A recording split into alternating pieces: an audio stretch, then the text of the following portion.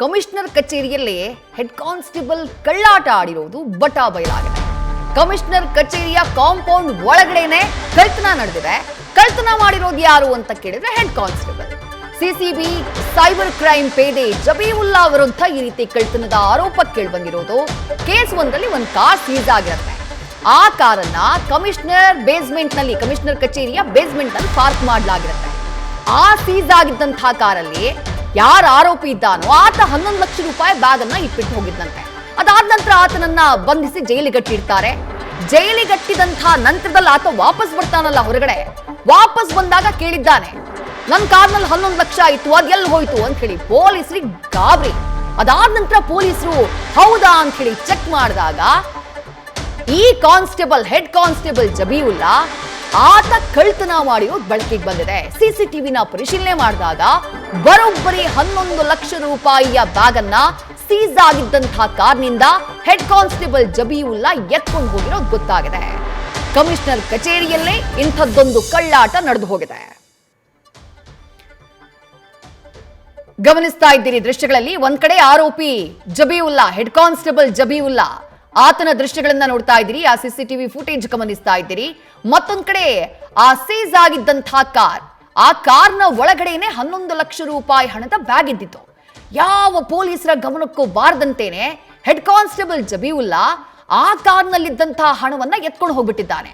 ಆ ಹಣ ಯಾರದ್ದು ಅಂತ ಕೇಳಿದ್ರೆ ಆ ಕಾರ್ನ ಓನರ್ನದ್ದು. ಆತನ ಕಾರ್ ಸೀಸ್ ಆಗುತ್ತೆ. ಆತನನ್ನ ಯಾವುದೋ ಕೇಸ್ನಲ್ಲಿ ಅರೆಸ್ಟ್ ಮಾಡಿ ಜೈಲಿಗೆ ಹಾಕ್ತಾರೆ. ಆತ ಜೈಲಿಂದ ವಾಪಸ್ ಬಂದು ನನ್ನ ಕಾರ್ನಲ್ಲಿ ಸೀಸ್ ಆಗಿದ್ದ ಕಾರ್ನಲ್ಲಿ ಹಣ ಇತ್ತು, ಆ ಹಣ ಎಲ್ಲಿ ಹೋಯ್ತು ಅಂತ ಪೊಲೀಸರನ್ನ ಕೇಳಿದಾಗ ಈ ಪ್ರಕರಣ ಬೆಳಕಿಗೆ ಬಂದಿದೆ.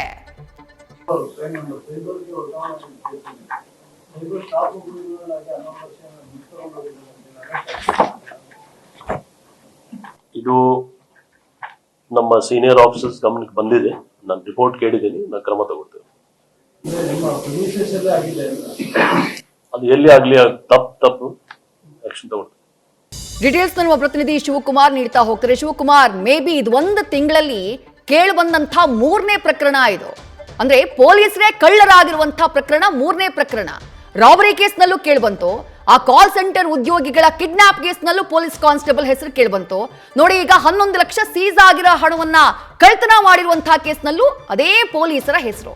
ಡೀಟೇಲ್ಸ್ ನ ಕೊಡ್ತಾ ಹೋಗೋದಾದ್ರೆ ಶಿವಕುಮಾರ್.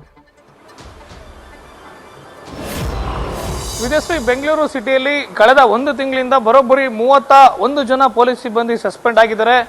ಕಳ್ತನ ಪ್ರಕರಣ, ರಾಬರಿ ಕೇಸು, ಗಾಂಜಾ ಕೇಸು ಸೇರಿದಂತೆ ಸುಳ್ಳು ಪ್ರಕರಣ ದಾಖಲು ಮಾಡುವಂಥದ್ದು, ಕರ್ತವ್ಯ ಲೋಪ ಸೇರಿದಂತೆ ಬೇರೆಯಾದಂತಹ ಕರ್ತವ್ಯ ಲೋಪ ಆರೋಪಗಳ ಮೇಲೆ ಸುಮಾರು 30ಕ್ಕೂ ಹೆಚ್ಚು ಜನ ಪೊಲೀಸ್ ಸಿಬ್ಬಂದಿ ಕಳೆದ 35 ದಿನಗಳಲ್ಲಿ ಸಸ್ಪೆಂಡ್ ಆಗಿರುವಂಥದ್ದು.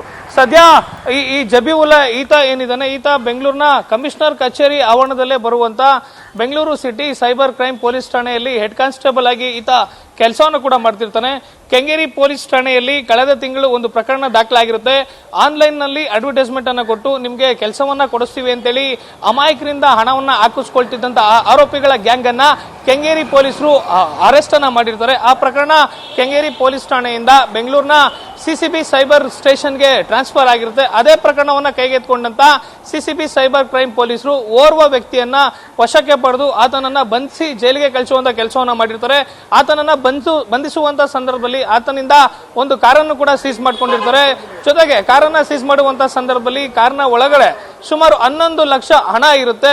ಆತ ಏನಾಗುತ್ತೆ, ಅರೆಸ್ಟ್ ಮಾಡಿ ಜೈಲ್ಗೆ ಹೋಗ್ತಾನೆ. ಜೈಲಿನಿಂದ ಬೇಲ್ ಮೇಲೆ ಹೊರಗಡೆ ಬಂದಂತವನು ಕೋರ್ಟ್ನ ಮೂಲಕವಾಗಿ ತನ್ನ ಕಾರನ್ನ ಬಿಡಿಸ್ಕೊಳ್ಳಿಕ್ಕೆ ಬರ್ತಾನೆ. ಕಾರನ್ನ ಬಿಡಿಸ್ಕೊಳ್ಳಿಕ್ಕೆ ಬಂದಂತ ಸಂದರ್ಭದಲ್ಲಿ ಸಿಸಿಬಿ ಸೈಬರ್ ಕ್ರೈಮ್ ಪೊಲೀಸರು ಆತನ ಕಾರನ್ನ ರಿಲೀಸ್ ಮಾಡುವಂತ ಕೆಲಸವನ್ನ ಮಾಡ್ತಾರೆ. ಈ ವೇಳೆ ನನ್ನ ಕಾರ್ನಲ್ಲಿ ನೀವು ಅರೆಸ್ಟ್ ಮಾಡುವಂತ ಸಂದರ್ಭದಲ್ಲಿ 11 ಲಕ್ಷ ಹಣ ಇತ್ತು ಅಂತೇಳಿ ಆತ ಹೇಳ್ತಾನೆ. ಸ್ವತಃ ಸಿಸಿಬಿಯ ಕೆಲವು ಸಿಬ್ಬಂದಿಗಳು, ಸಿಸಿಬಿಯ ಸೈಬರ್ ಕ್ರೈಮ್ ಪೊಲೀಸ್ ಠಾಣೆಯಲ್ಲಿ ಪ್ರಾಮಾಣಿಕ ಸಿಬ್ಬಂದಿಗಳು ಕೂಡ ಇದ್ದಾರೆ. ಕೆಲವರು ಆಶ್ಚರ್ಯಕ್ಕೊಳಗಾಗ್ತಾನೆ. ನಾವು ಕಾರನ್ನ ಸೀಸ್ ಮಾಡಿದ್ವಿ, ನಿನ್ನನ್ನು ಅರೆಸ್ಟ್ ಮಾಡಿದ್ವಿ, ಆದ್ರೆ ಕಾರ್ನಲ್ಲಿ ಹಣ ಎಲ್ಲಿತ್ತು ಅಂತೇಳಿ ಆತನನ್ನೇ ಪ್ರಶ್ನೆಯನ್ನ ಮಾಡುವಂಥದ್ದು.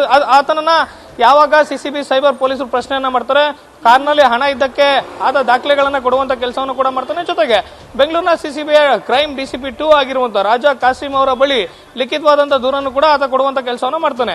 ಕಡೆಗೆ ಪೊಲೀಸ್ ಅಧಿಕಾರಿಗಳು ಆಂತರಿಕ ತನಿಖೆಯನ್ನು ಮಾಡುವಂತ ಸಂದರ್ಭದಲ್ಲಿ, ಜೊತೆಗೆ ಸೀಸ್ ಆಗಿದ್ದಂತ ಕಾರ್ ಇದ್ದಂತ ಸ್ಥಳದ ಸುತ್ತಮುತ್ತಲಿನ ಸಿಸಿಟಿವಿಯನ್ನು ಪರಿಶೀಲನೆ ಮಾಡುವಂತ ಸಂದರ್ಭದಲ್ಲಿ ಇದೇ ಸೈಬರ್ ಕ್ರೈಮ್ ಪೊಲೀಸ್ ಠಾಣೆಯ ಹೆಡ್ ಕಾನ್ಸ್ಟೇಬಲ್ ಆಗಿದ್ದಂತ ಜಬೀವುಲ್ಲಾ ಕಾರ್ನಲ್ಲಿದ್ದಂತ ಸುಮಾರು 11 ಲಕ್ಷ ಹಣವನ್ನ ತಗೊಂಡು ಹೋಗುವಂತದ್ದು ಸಿಸಿಟಿವಿಯಲ್ಲಿ ಸೆರೆಯಾಗಿರುತ್ತೆ. ಸದ್ಯ ಆತನ ಮನೆ ಏನ್ ಬರುತ್ತೆ ಬೆಂಗಳೂರಿನ ಸಿಆರ್ ಹೆಡ್ ಕ್ವಾರ್ಟರ್ಸ್ ನಲ್ಲಿ, ಪೊಲೀಸ್ ಕ್ವಾರ್ಟರ್ಸ್ ನಲ್ಲಿ ಆತ ಇರುವಂತದ್ದು. ಚಾಮರಾಜಪೇಟೆಯ ಸಿಆರ್ ಹೆಡ್ ಕ್ವಾರ್ಟರ್ಸ್ ನಲ್ಲಿ ಆತನ ಮನೆಯಿಂದ ಕೂಡ 2 ಲಕ್ಷ ಹಣವನ್ನ ರಿಕವರಿ ಮಾಡಿದ್ದಾರೆ ಅನ್ನೋ ವಿಚಾರ ಸದ್ಯಕ್ಕೆ ಬರ್ತಿರುವಂತದ್ದು. ಆದ್ರೆ ಇಷ್ಟೆಲ್ಲ ಆದ್ರೂ ಕೂಡ ಇನ್ನು ಆತನ ಮೇಲೆ ಯಾವುದೇ ರೀತಿಯಾದ ಕ್ರಮ ಆಗಿಲ್ಲ. ಸ್ವತಃ ಈ ಬಗ್ಗೆ ಬೆಂಗಳೂರು ಸಿಟಿ ಕಮಿಷನರ್ ಶ್ರೀಮಂತ್ ಕುಮಾರ್ ಸಿಂಗ್ ವಿಚಾರ ನಮ್ಮ ಗಮನಕ್ಕೆ ಬಂದಿದೆ, ಅಧಿಕಾರಿಗಳಿಂದ ವರದಿಯನ್ನ ಕೇಳಿದ್ದೀನಿ, ಕೂಡಲೇ ಶಿಸ್ತು ಕ್ರಮವನ್ನು ತಗೊಳ್ತೀನಿ ಅನ್ನೋ ಮಾತನ್ನ ಹೇಳ್ತಿರುವಂತದ್ದು. ವಿದ್ಯಾಶ್ರೀ, ಥ್ಯಾಂಕ್ ಯು ಶಿವಕುಮಾರ್ ತಮ್ಮೆಲ್ಲ ಡೀಟೇಲ್ಸ್ಗೆ.